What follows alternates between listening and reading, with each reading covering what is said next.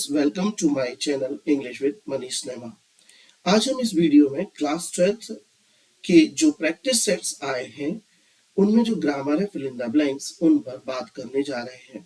आप सभी इन सारे फिल इन द ब्लैंक्स के आंसर्स प्लस उनकी लॉजिक समझ लीजिए, जिससे आप आने वाली परीक्षा में अच्छे नंबर ला सके। चलिए हम स्टार्ट करते हैं प्रैक्टिस सेट फर्स्ट से।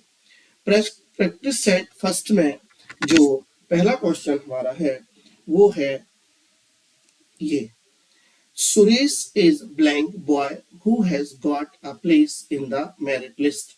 इसमें हमें आर्टिकल ए, एन और द भरना है। आर्टिकल ए कॉन्सोनेंट के पहले भरा जाता है, हमें मालूम है।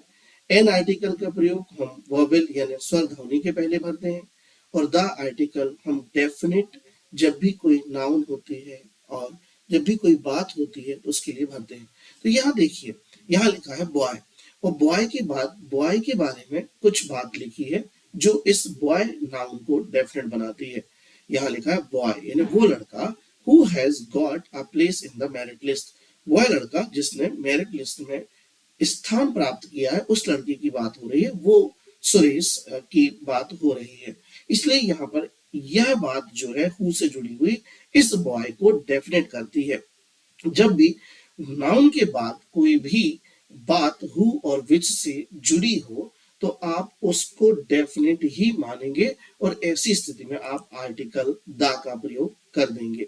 ध्यान दीजिए, यदि सुरेश इज ब्लैंक सिर्फ बॉय होता तो हम यहाँ पर ए आर्टिकल का प्रयोग कर देते, क्योंकि बॉय का साउंड यहाँ कॉन्सोनेंट है और कॉन्सोनेंट पहले हम ए लगाते।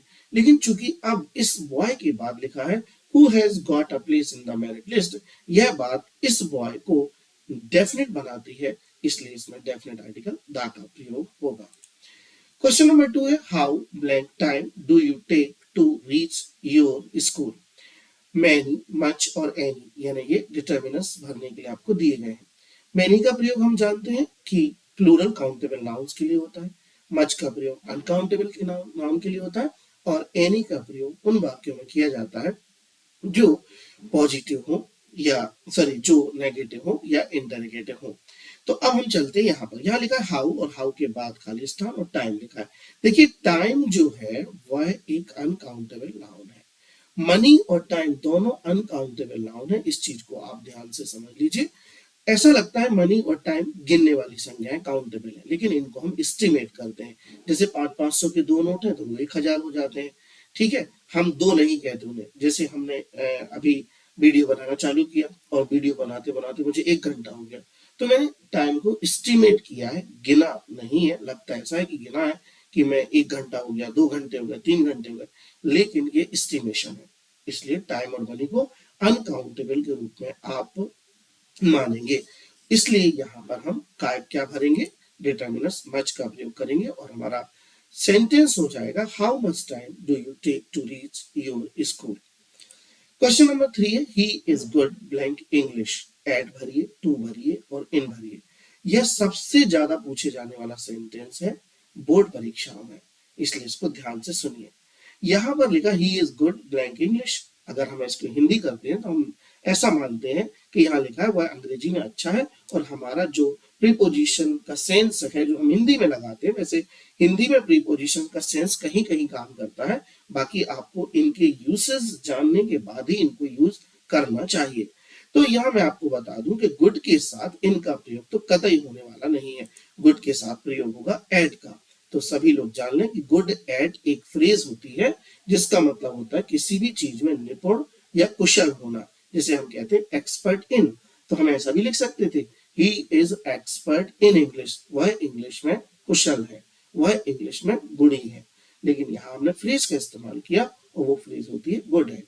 तो यहाँ लिखा है he is good eight English. इसका मतलब है कि वह इंग्लिश में अच्छा है, वह इंग्लिश में कुशल है, वह इंग्लिश में निपुण है। ओके, आगे चलते।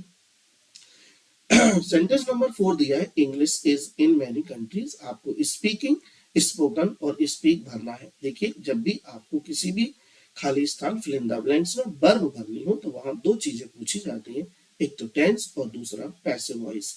तो आप सबसे पहले चलेंगे ब्लैंक के पास। ब्लैंक के पास जाकर आप देखेंगे कि सब्जेक्ट के साथ कौन है। सब्जेक्ट के साथ इज है, ओके। और जब सब्जेक्ट के साथ इज होता है तो दो कंडीशन होती है, या तो आईएनजी फॉर्म आता है या थर्ड फॉर्म आता है। आईएनजी फॉर्म एक्टिव वॉइस के कंटिन्यूस टेंस में आता है और पैसिव वॉइस में तो हम थर्ड फॉर्म का यूज करते हैं। तो अब अगर हम कहेंगे English is speaking in many countries, तो हो जाएगा कई देशों में इंग्लिश बोल रही है। तो ऐसा ये सेंस जो है ये सही सेंस नहीं है, क्योंकि इंग्लिश एक सजीव कर्ता नहीं है, इसलिए हम यहाँ पर स्पोकन भरेंगे और यहाँ होगा English is spoken in many countries, यानी इंग्लिश कई देशों में बोली जाती है। स्पीक का तो यूज होगा ही नहीं, हम जानते हैं कि इसके बाद वर्ब का फर्स्ट फॉर्म आता ही नहीं। चलिए तो हम इसमें भर देंगे spoken. Question number 5, the man blank the police arrested last night is a big thief. यहाँ पर हु, whom और whose दिए गए हैं भरने के लिए। ध्यान दीजिए, who, whom, whose ये इंटेरोगेटिव वर्ड्स भी हैं और रिलेटिव प्रोनाउन भी हैं। जब यह दो वाक्यों को जोड़ते हैं तो यह रिलेटिव प्रोनाउन का कार्य करते हैं। रिलेटिव प्रोनाउन के अर्थ में हु का जो मतलब होता है वो होता है जो कि, whom का अर्थ होता है जिससे और whose का अर्थ होता है जिसका। तो अब सेंटेंस पढ़िए, सेंटेंस का सेंस लगाएंगे आप, कॉन्टेक्स्ट में देखेंगे तो यहाँ पर हु शायद नहीं आएगा, यहाँ whom ही आएगा। द मैन, पहले बार हु भर के देखते हैं। The man who the police arrested last night is big thief. वह आदमी, ठीक, जो कि पुलिस अरेस्टेड किया है लास्ट नाइट, वो एक बड़ा चोर है। तो यहाँ तो जो कि तो आना ही नहीं है। अब हम हुम लगाते हैं, देखिए हु, हुम और हु, ये हु सब्जेक्टिव केस होता है, हुम ऑब्जेक्टिव केस होता है, हुज पजेसिव केस होता है। जैसे प्रोनाउन आई, मी, माय होते हैं, वैसे ही हु, हुम, हुज ये भी प्रोनाउन है, ये रिलेटिव प्रोनाउन है। अब मैंने यहाँ हुम रखा, हुम रखने के बाद मैंने पढ़ा द मैन यानी वह आदमी, हु मैंने जिसे द पुलिस अरेस्टेड यानी पुलिस ने अरेस्टेड किया था, लास्ट नाइट यानी पिछली रात, इज अ बिग थीफ वो एक बड़ा चोर है। तो यहाँ होम जो है बहुत सुटेबल और अप्रोप्रिएट आंसर है, आपको होम भरना है ध्यान से। बोर्ड में इस प्रकार का डिजाइन खाली स्थान इसलिए किया है क्योंकि अधिकतर बोर्ड में हु से जुड़ने वाली रिलेटिव क्लॉज के फिल इन द ब्लैंक्स दिए जाते हैं। Question number 6, no sooner did the thief see the police blank he ran away then, THEN है, THEN है और SO सो है। आपको बता दें कि THEN देन एक एडवर्ब है जिसका अर्थ होता है तब, तो, फिर, समय के अर्थ में, और THEN देन यह एक कंपैरिजन बताने वाला वर्ड है जिसमें हम कंपैरेटिव डिग्री में यूज करते हैं, और ये सो है। ध्यान दीजिए, जब भी आपको नो सूनर मिलेगा तो इसका साथ THEN देन यानी ये ही देगा, THEN देन नहीं देगा। कुछ कंजंक्शंस हैं जिनके जोड़े आपको याद रखने, नो सूनर के साथ देन का प्रयोग याद रखना है। जब जब हार्डली शुरू में जुड़ा हो तो आपको वहां पर वेन का इस्तेमाल करना है, WHEN वेन का इस्तेमाल करना है। ये एक दो चीजें कंजंक्शंस आपको याद रखनी है। यदि कोई कंजंक्शन THOUGH दो हो तो आगे जाकर उसमें अगला जो वर्ड है वो यट लगता है, तो नो सूनर देन का जोड़ा होता है, दो और यट का जोड़ा होता है, सो दैश दैश दैट का जोड़ा होता है। तो ये सारी चीजें आप ध्यान रखिए कि ईदर और होता है और नीदर नॉर होता है, इन्हें आप अच्छे से समझ लीजिए। चलिए ये हमारा प्रैक्टिस सेट फर्स्ट हो गया। अब चलते हैं हम आगे। कुछ सेट जो है उनमें डिफरेंट क्वेश्चन दिए। अब आता है हमारे सामने प्रैक्टिस सेट सेकंड, इसके फिल इन द ब्लैंक का पहला क्वेश्चन है he blank my pen in his bag. एक बार में देख करके बच्चे और स्टूडेंट्स यहाँ पर हाइड भर देते हैं, लेकिन ध्यान दीजिए यहाँ पर जब भी वर्ब आए तो आपको सब्जेक्ट वर्ब एग्रीमेंट भी देखना है कि सब्जेक्ट के साथ वर्ब जो है वो अपना एग्रीमेंट कर रही है कि नहीं। तो अब हमने यहाँ हाइड भरा। चलिए, हाइड मतलब छिपाना होता है, उसका सेकंड फॉर्म हेड है और थर्ड हिडन है। जब हमने यहाँ हाइड भरा तो देखिए ही एक वचन करता है और हाइड फर्स्ट फॉर्म है, इसमें SES आना चाहिए, इसलिए हाइड किसी भी तरह से यहाँ उचित नहीं है। अब हम बात करते हैं सेकंड फॉर्म हिड की। बिल्कुल, हिड को हम यहाँ पर बिल्कुल भर देंगे क्योंकि ही के बाद सेकंड फॉर्म हिड आ सकता है, लेकिन थर्ड फॉर्म हिडन आने के लिए ही के बाद हमें हैज की जरूरत पड़ेगी जो प्रेजेंट परफेक्ट टेंस कहलाता है। तो यहाँ सुटेबल ऑप्शन जो है वो है hid. He hid my pen in his bag, तो उसने मेरा पेन छुपा दिया बैग में, अपने बैग में। Question number 2, how blank times have you visited Shimla, many, much और एनी। ध्यान दीजिए, हाउ मेनी टाइम्स एक फ्रेज होती है, उसका मतलब होता है कितनी बार। तो how many times have you visited Shimla, तुम कितनी बार शिमला गए हो। ठीक, यहाँ पर हाउ मेनी टाइम्स एक फ्रेज है, आप लॉजिक में लिख लें, और हाउ मेनी टाइम्स का मतलब होता है कितनी बार। Question number 3, Anuj is junior blank me. इस सेंटेंस को भी आप स्टार करके अपने रजिस्टर में लिखें, बोर्ड के द्वारा कई बार इसे पूछा जाता है। अनुज इज जूनियर ब्लैंक मी, याद रखिए जूनियर, सीनियर, इंफीरियर, पोस्टीरियर ये लैटिन एडजेक्टिव्स होते हैं, और लैटिन एडजेक्टिव के साथ हम कंपैरिजन बताने के लिए देन का नहीं, हम टू का इस्तेमाल करते हैं। फिर एक बार सुन लीजिए, Latin adjectives junior, senior, posterior, inferior, इन सब के साथ हम प्रीपोजिशन टू का प्रयोग करते हैं कंपैरिजन के लिए, देन का यूज नहीं करते। Question number 4, work hard लेस्ट blank fail. Work hard लेस्ट you blank fail, should भरना, वुड भरना और विल। ध्यान दीजिए, जब जब आपको लेस्ट कंजंक्शन मिले, लेस्ट L-E-S-T, लेस्ट, लेस्ट का मतलब होता है कहीं ऐसा ना हो। जब भी लेस्ट कंजंक्शन आता है तो उसके साथ हमेशा अगला सेंटेंस शुड से ही बनता है, यह अखंड सत्य है। तो आपको क्या करना है, जैसे ही लेस्ट दिखे तो आपको आगे शुड भरना है, अगर आपको यहाँ शुड दिखे तो आपको कंजंक्शन लेस्ट भरना है, एक दूसरे के पूरक है। ओके, तो यहाँ लिखा है वर्क हार्ड यानी मेहनत करो, लेस्ट यू शुड फेल कहीं ऐसा ना हो तुम फेल हो जाओ। ध्यान दीजिए, लेस्ट के साथ शुड का प्रयोग ही होता है। क्वेश्चन नंबर 5 की तरफ अगर हम चलें तो लिखा है डोंट वॉक केयरलेसली, यानी बिल्कुल लापरवाही से मत चलो, blank you will fall down, अब तुम गिर जाओगे।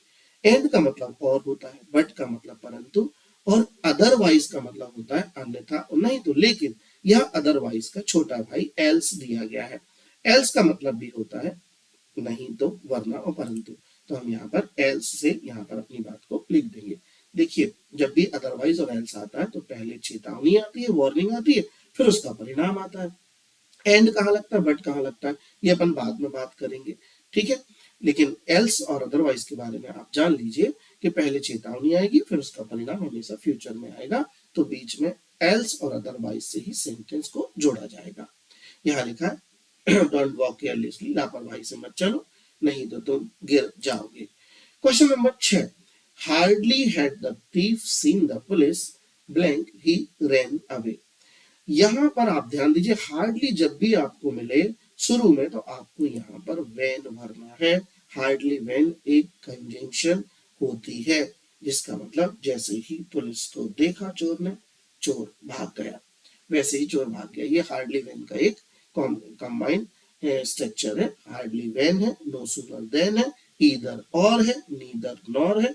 इन कॉम्बिनेशंस को याद रखिए, आपको परीक्षा में भरने के लिए दिए जाएंगे। चलिए आगे चलते हैं।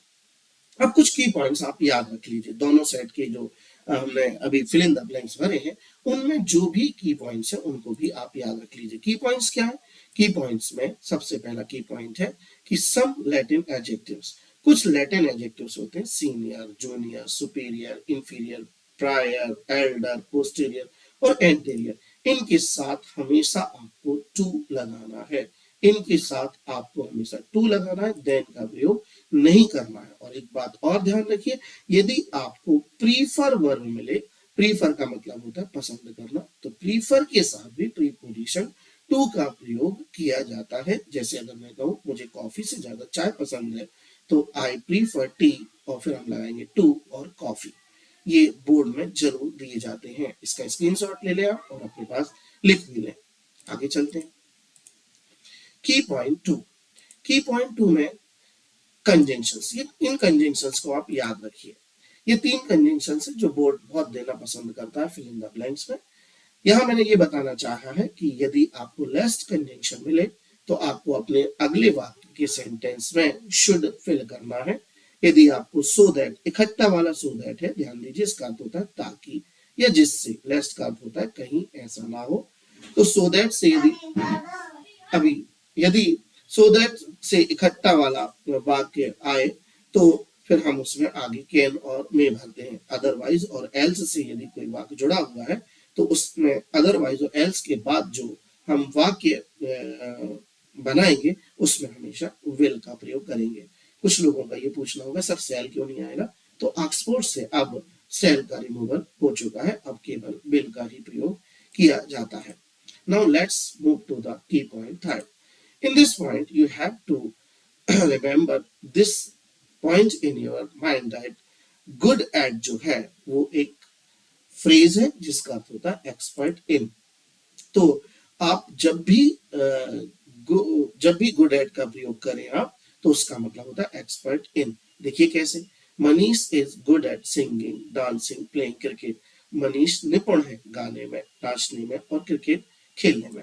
Now the second sentence, Mansi is good eight, Mansi is my daughter. So I have made these sentences to explain you why using the name of my family members.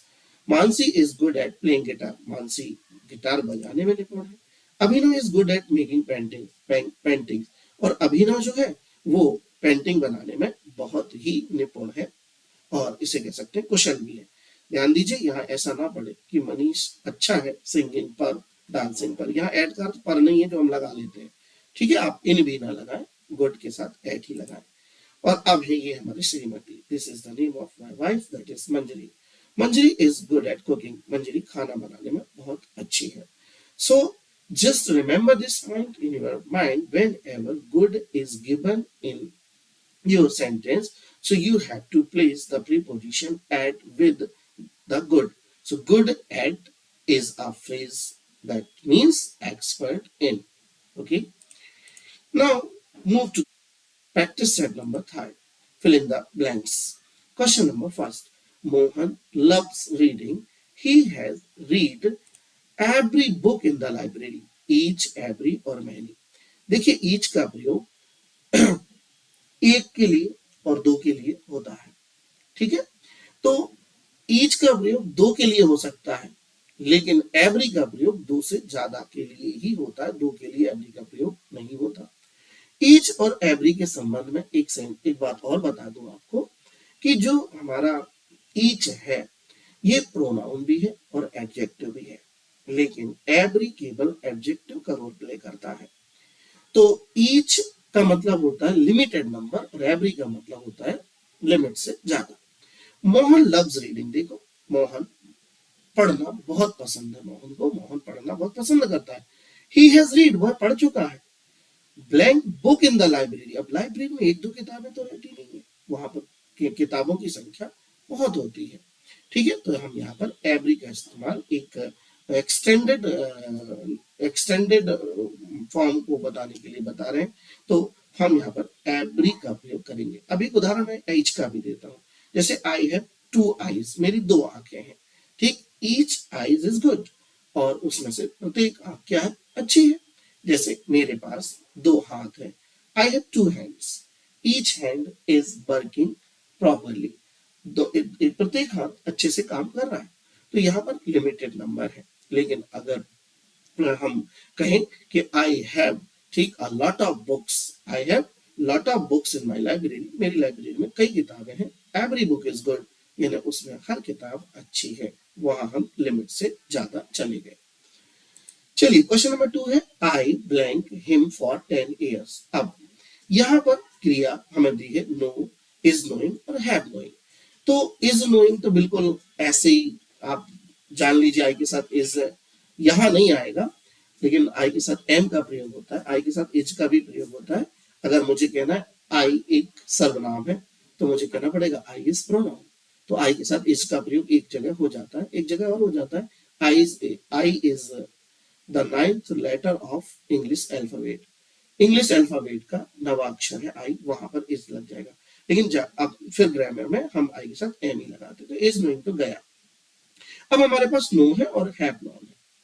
देखिए यहाँ पर लिखा आई खालिस्तान हिम फॉर 10 years, मैं उसे जानता हूं 10 साल से, ठीक है। यहाँ पर अगर हैव बीन नोइंग दिया होता तो कभी नो का आईएनजी फॉर्म होता ही नहीं। कुछ वर्ब ऐसी होती है जिसे स्ट्रेटिव वर्ब्स कहते हैं, ठीक है, तो उनका आईएनजी फॉर्म नहीं लिखा जाता।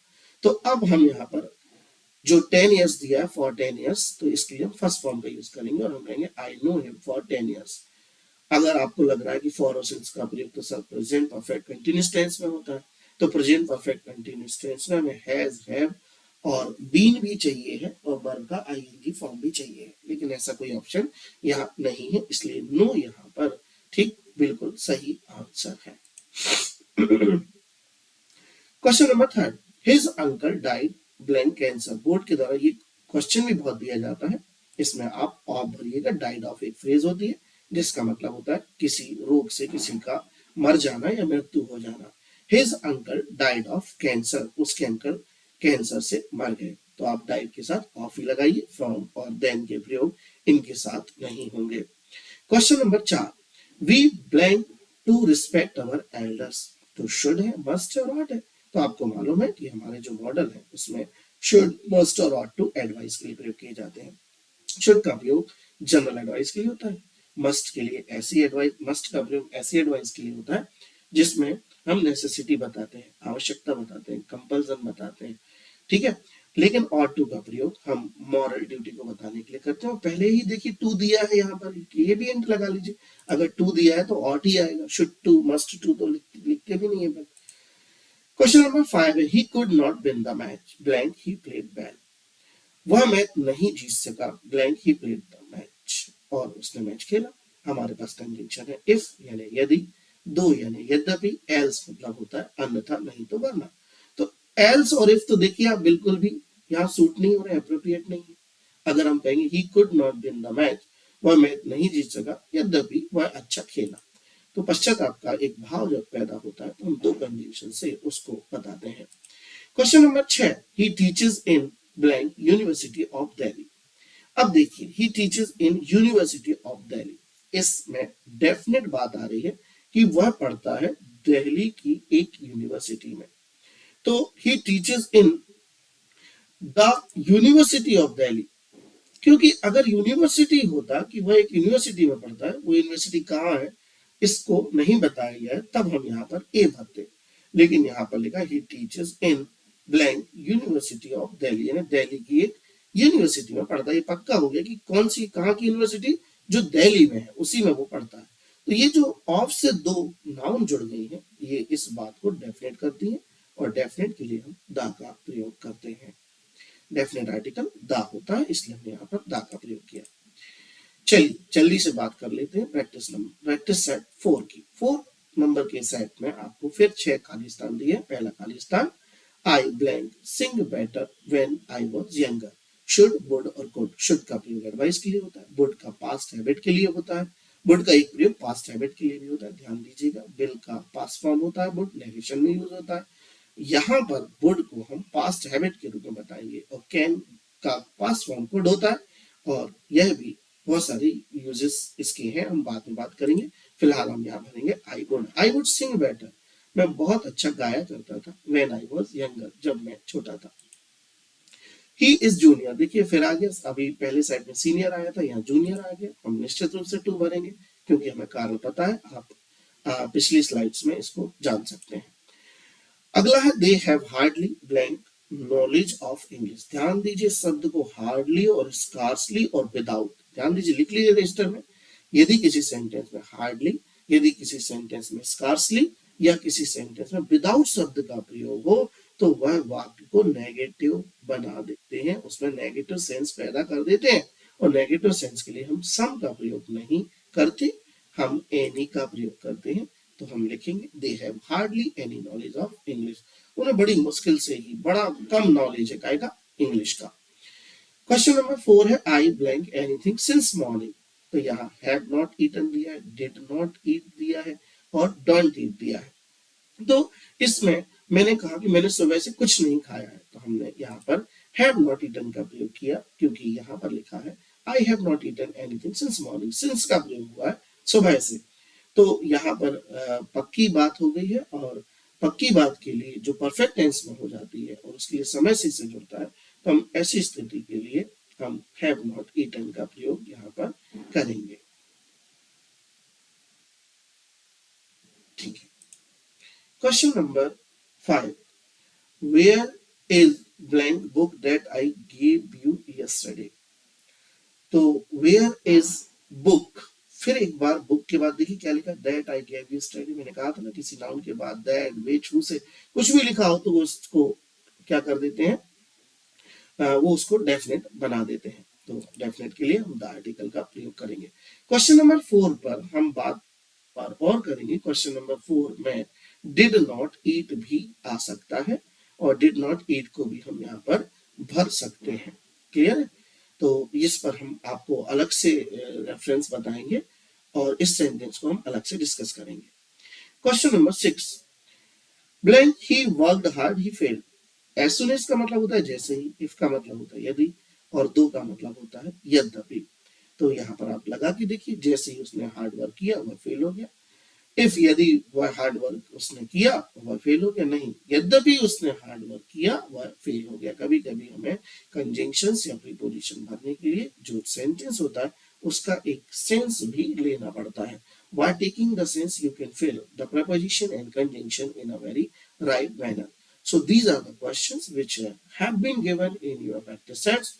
So by filling the answers you can get uh, you can get good marks in your incoming examinations. My best wishes with you. और इसके बाद हम आपको जो अगला हमारा वीडियो है वो डू एज डायरेक्टेड पे आने वाला है। आप सारे do as directed practice set 1 2 3 4 के आपको इसी तरह से बताए जाएंगे लॉजिकल, जिससे आपको कोई भी आंसर को याद नहीं रटना नहीं है, आपको भरते समय उसका लॉजिक याद रहना चाहिए, उसका रूल याद होना चाहिए। सभी के लिए धन्यवाद, थैंक यू। फिर मिलते हैं अगले वीडियो के साथ डू एज डायरेक्टेड के साथ।